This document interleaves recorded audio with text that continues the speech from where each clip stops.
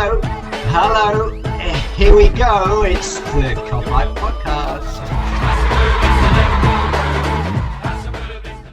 Hello everybody and welcome back to the Kopite Podcast. It's our new show that we're debuting today. Bit of a disappointing day to debut it, but so what, who gives a shit? It's our Back to the Match show. It's the show where we look back at the match. It's pretty much self-explanatory. I've got a beer, he's on the Diet Coke. Mick, Charity Shield's just finished. Liverpool have just lost that game 5-4 on pens, 1-1 on the day.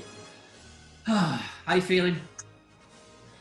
I think in the last pub we were trying to build it up a bit more than it was. It's all about getting fit for the start of the season. It would have been great to win it, but we just didn't get going properly. We had the chances and we just didn't put them away. And then going to pens, it's always a risk, isn't it?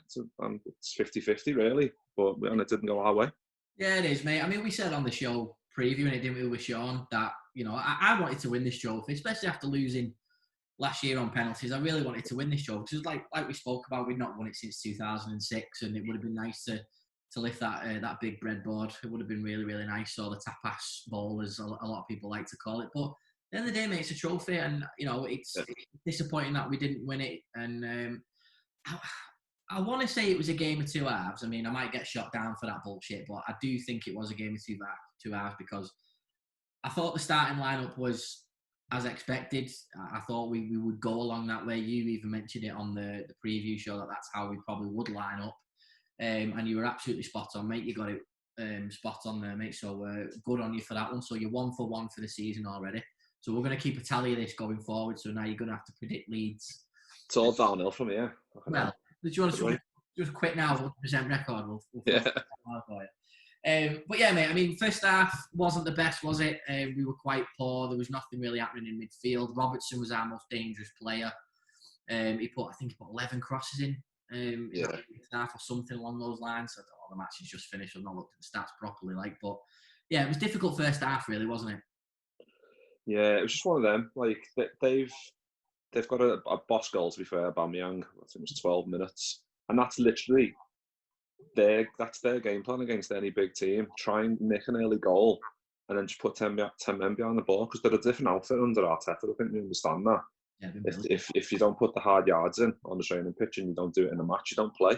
And obviously they threw El Neni back in there, who actually played pretty well. Maitland-Niles is just a workhorse down that right-hand side, and he's difficult to get past. And they've got a few of those players that Arteta's got into, and they're starting to show the worth. And fair play to them.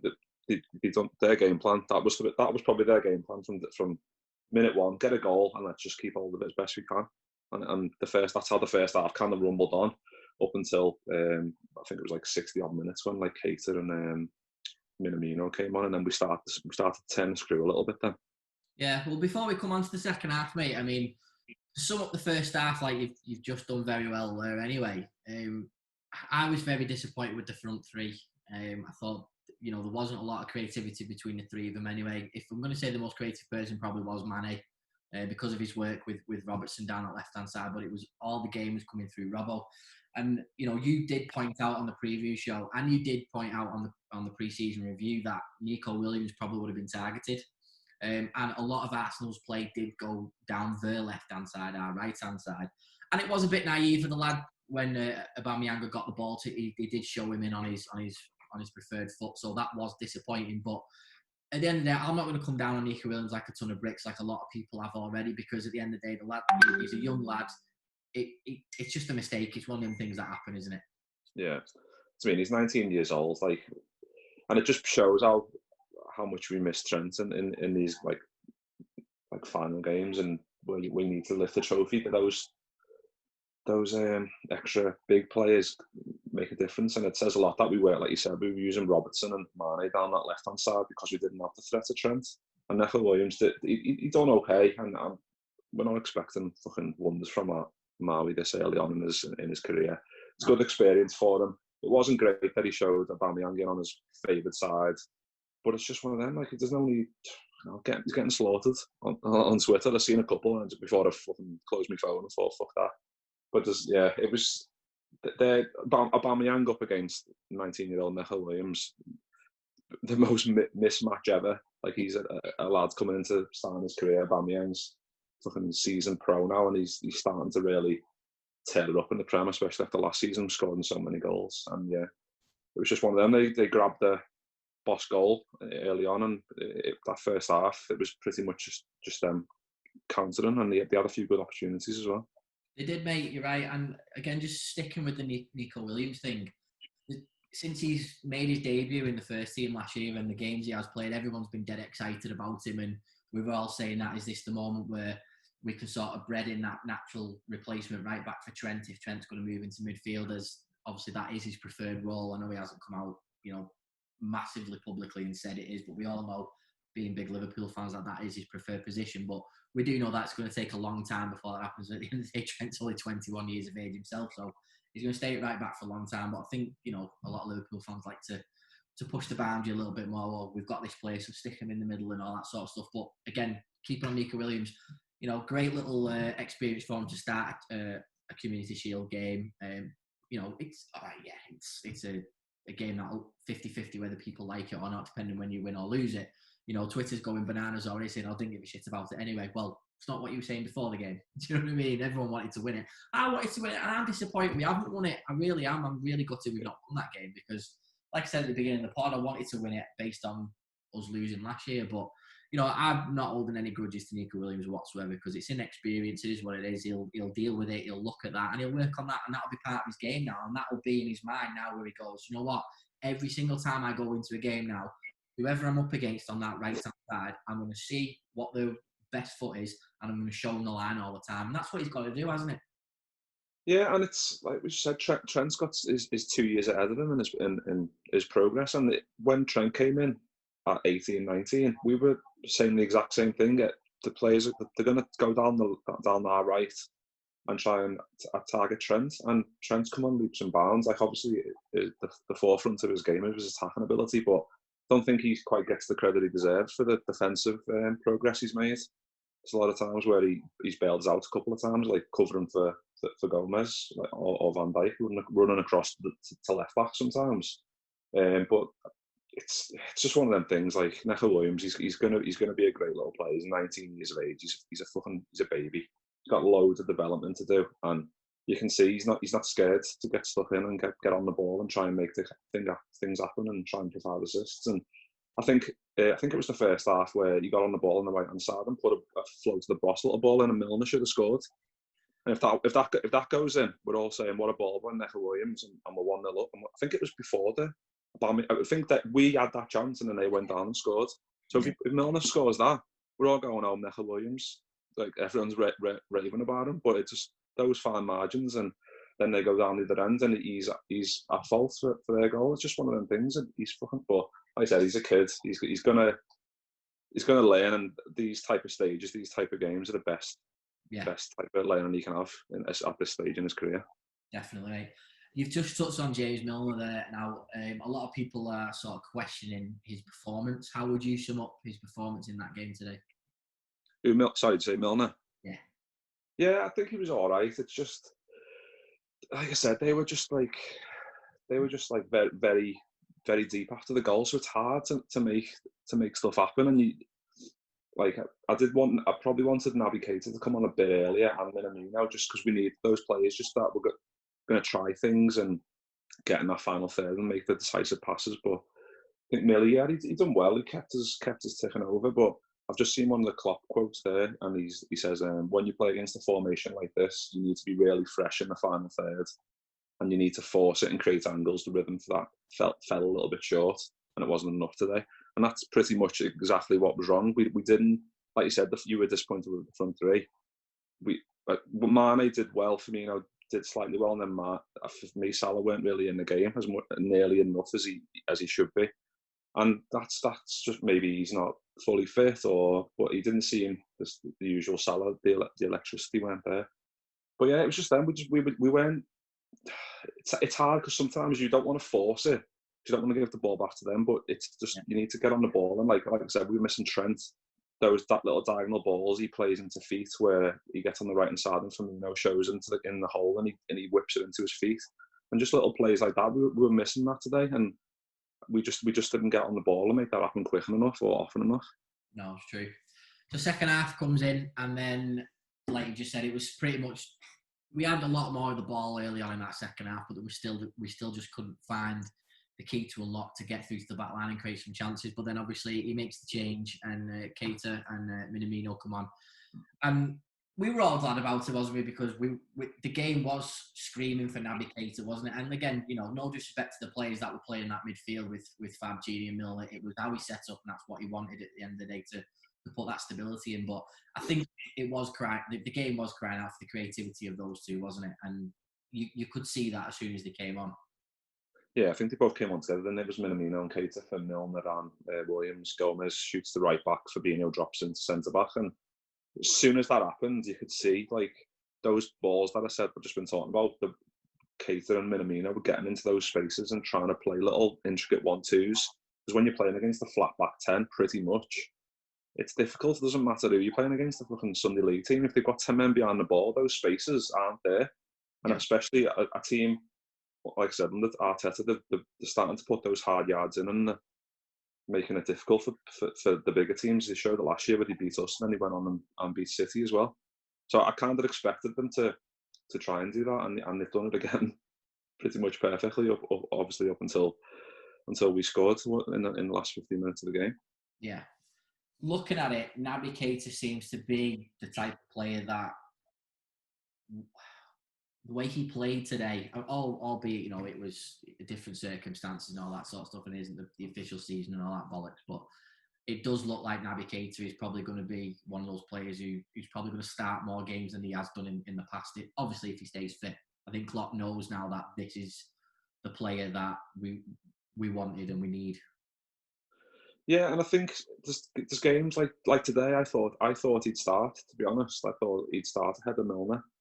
So that was a bit surprising. But then I thought, well, we need a bit more leadership in there, a bit more maybe energy and like getting into the lads. Because obviously, when you miss Hendo, you miss a major part of our game, which is Henderson getting into the lads and making sure that everyone's giving 100%. Yeah.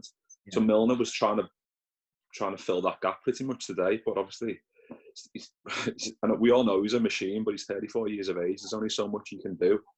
And once he came off and we got some of the, like you said, Naby Keita and Minamino on, we did start to turn the screw a little bit. And Keita will be, as long as he touch wood, he stays fit. He's gonna be a force this season because he's got everything to his game. He started to score a few towards the end of the season, and we all know he's got an eye for the pass and boss on the ball, dribbling. There's nothing he can't do. He's good defensively. Yeah. So it's just a case of his body needs to stay strong, and we definitely need to see the best of Naby Keita this season because we definitely need him to, because if we want to challenge, keep hold of our Premier League title, we're going to need everyone on top form, and Naby Keita is going to be a huge part of that, I think. Yeah, absolutely, mate. And it was interesting when Minamino came on, because the shape of the side changed and it looked like Firmino had dropped a little bit deeper to the number 10 role. But when Minamino came on, he'd had a couple of shots, and then obviously took his goal really, really well, really alert. Nice little touch, and then obviously slotted it in the far corner of the left-hand side of the keeper.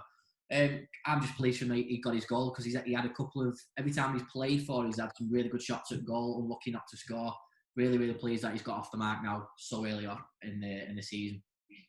Yeah, the best thing to happen is for him to get his first Liverpool goal. Obviously, he's still brand new, really. Like people were writing, like I texted you before, saying people writing him off way too early. Like the old Klopp bedding in period that players always seems to get. He didn't seem to. Like he got it, and he was on the bench, the periphery, and he was coming in, but he seemed to be getting loads of stick for fuck knows what, because obviously he's still learning the system, and we all know his quality because we played against him twice. I think it was twice against Salzburg, and he was boss. So let's hope we can see that Minamino in a red shirt this season. But when he came on, he looked really good, like showing to the ball in the little gaps, trying to make things happen, and then obviously, like you said, took his goal really well. And let's just hope that's the start of Minamino's proper LFC career, and he can go on and get quite a few goals and assists this season. That's it, mate. It's where we're going to rename Anfield to Kumi's Castle, aren't we? By the end of the season, it's going to be really good. If you've not played Fall Guys yet on the PS4, everybody jump on that because it's really like Tashi's Castle. It's absolutely brilliant. But yeah, to Jimmy's Castle by the end of it, that's what we're going to be doing because it's going to be brilliant for us. Going into the penalties then, Mick, it's quite a funny one, isn't it? Because you go into a penalty shootout now with arguably the best goalkeeper in the world, and the confidence is oozing, isn't it? We've not had this confidence since we had Pepe Reina going into a penalty shootout. But the funny thing is we haven't seen that gorgeous bearded bastard save a penalty for Liverpool yet, which is quite an interesting thing, isn't it, really? So he got sent the wrong way a couple of times, but end of the day, penalty shootouts are lottery, aren't they? The keeper's got to guess where they're going to go. You know, I'd always rather have Alisson in goal for a penalty shootout. And again, we've got some great penalty takers, and yeah, okay, we scored 4 out of our 5, exactly like we did last year. It's a lottery and it's a flip of a coin. Who's got the nerves at the end of the day? But one of the things I do want to point out, Mick, and this has been a big talking point, is everyone was crying out for Ryan Brewster to have some involvement in this game. He didn't get any involvement until the 92nd minute, and it was obvious that he was being brought on to take a penalty. Now, I haven't spoken to you about this pre, so I'm going to get your honest opinion on this now. Where did you stand on bringing Ryan Brewster on the 92nd minute? Is that a mistake from Klopp by bringing him on and thinking that's added pressure just to bring him on for a penalty? Or, devil's advocate, Klopp would have asked him, do you want to take a penalty? Yes, I do. Right, come on, let's get you on. For me, I'm in the latter. He would have asked Brewster, does he want one? Ryan Brewster's a confident striker, and from 12 yards, you should expect the striker to score. And albeit it was a fine margin he hit the bar. What's your take on it? Yeah, I'm agreeing with you. Like, I don't think it's a mistake. If there's been a genuine conversation between Klopp and Brewster, and he's asked him, do you want to come on for Wijnaldum? He wouldn't have took a pen anyway. Let's be honest. I'll put you on, and you can grab a goal in a penalty shootout. And he said, yeah, of course I do. And he's got the balls to step up. I think he was third, wasn't he, to take ours. And it's hard to criticise because he stepped up to the plate. He's took one, and unfortunately he's missed. It is a bit difficult, I think, coming on that late and having to take one is a bit difficult because you haven't really got into the game. He didn't have time to. It was like a minute, and then the final whistle went, didn't it?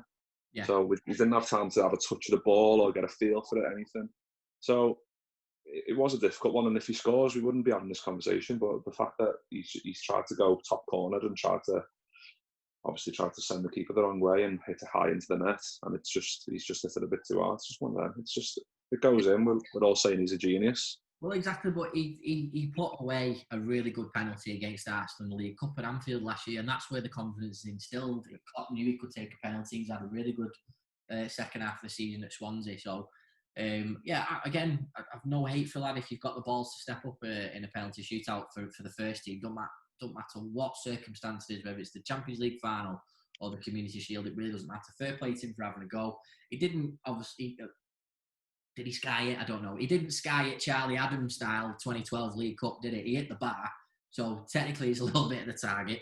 But mate, fair play to the lad for stepping up like you just said. It really doesn't matter at the end of the day. And like you just said, it's just deja vu all over again. And like you said, we lost the Community Shield last year and look at the season that we had. So I'd just take a repeat of that. Yeah, it's just one of them. Like we touched on at the start, we obviously wanted to win the game. We wanted to start off the season with I wanted that with a nice little trophy and then crack on. But if come the end of the season we've got Hendo's doing a shuffle again with another Premier League trophy, he was asked. I'm not. It's one of them, and it's a curtain raiser.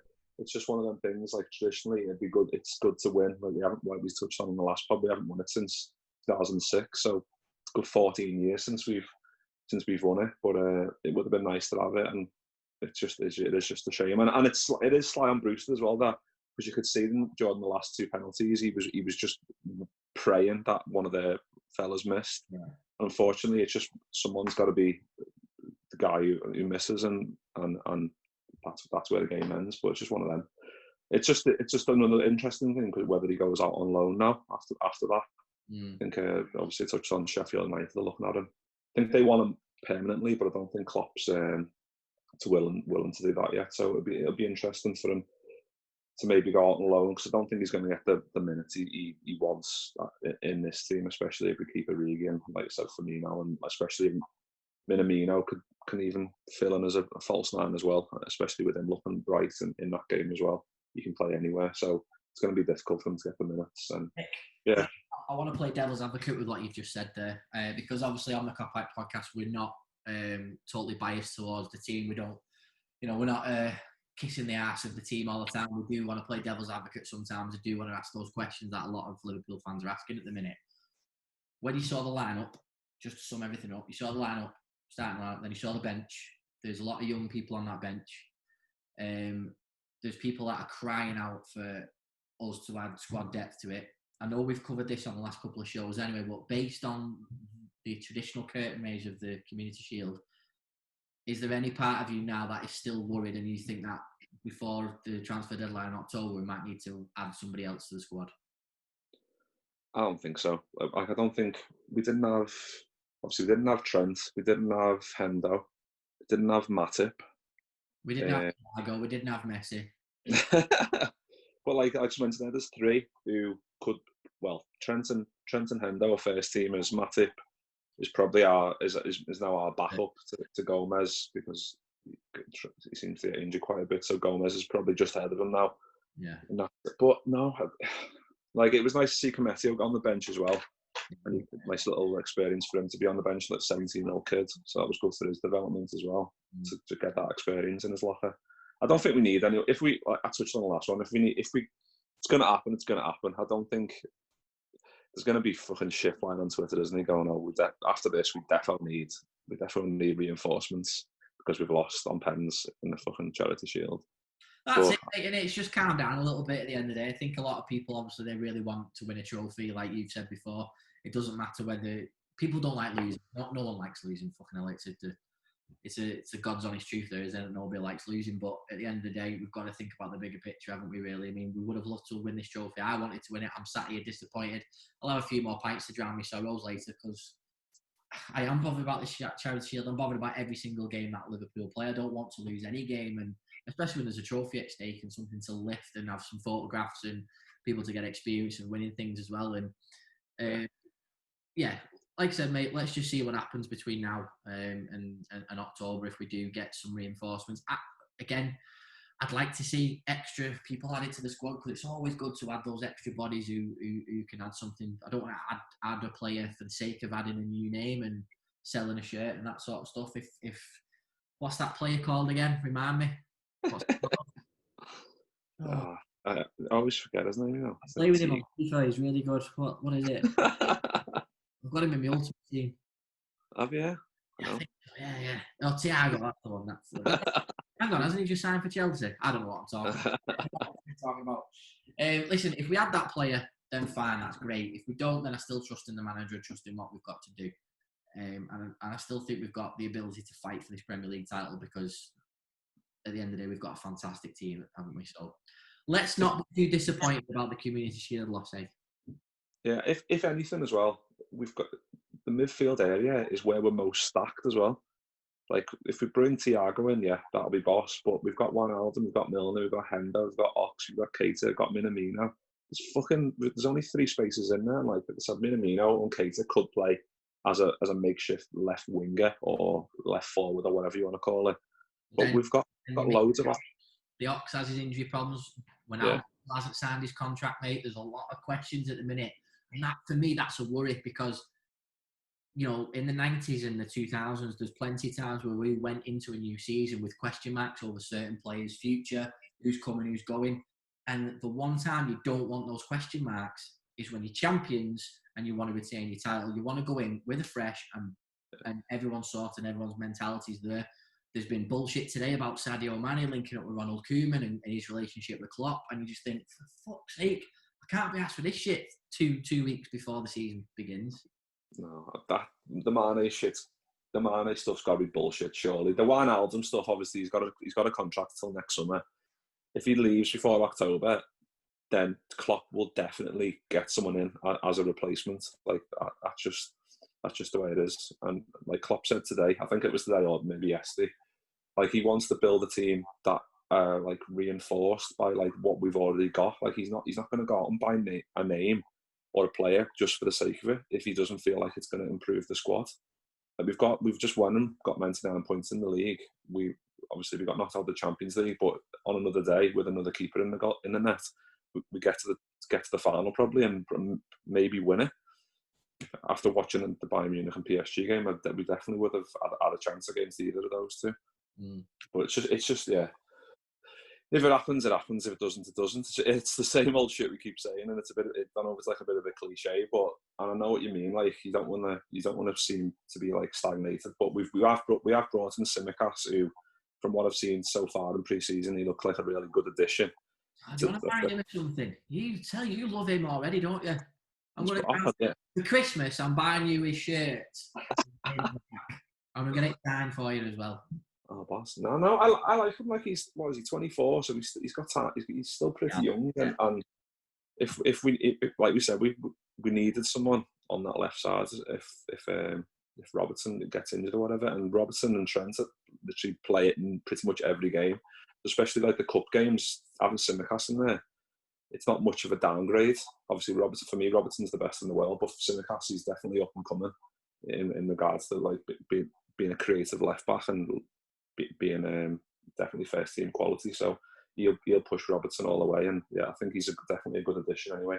And not having Milner there, and even though he's an absolute machine, like I just said, not having a 34-year-old machine at left back who's actually a right footer who always cuts back is a big thing, because especially when you have Milner there, if you have Milner left back and Mane ahead of him, it just doesn't click. Mane needs like a left-footed player on that side, and when obviously Milner's in there, it's a lot different. So no, Tsimikas, great addition. If we get fucking, what's his name? Is it Thiago? Yeah. If we get him in. Can't remember that lad. That European champion. What's his name? Don't know. It's just one of them. I don't know. I feel like I'm just repeating myself now. So go ahead, lad. Let's wrap it up. Should we wrap it up? Yeah. I'm going to carry on with my beers. I've got a few left in the pump. Mick, you carry on with them cans of Diet Coke. I probably won't watch the highlights. Mick won't watch the highlights. But guys, we want you to let us know on your thoughts in the comments below. How do you think the Charity Shield went? Are you still bothered that we lost? You know, it's a trophy at the end of the day, but let us know how you're feeling going into the new season. Let us know if you think we do need to add to the squad based on that performance from the lads, or is it, just a little bit of a... are they still hungover from being champions of everything? But we shall soon see. That was Back to the Match. I'm Jay Pearson. That is Mick Moran. And we will see you next time. Go Robbie, go Robbie.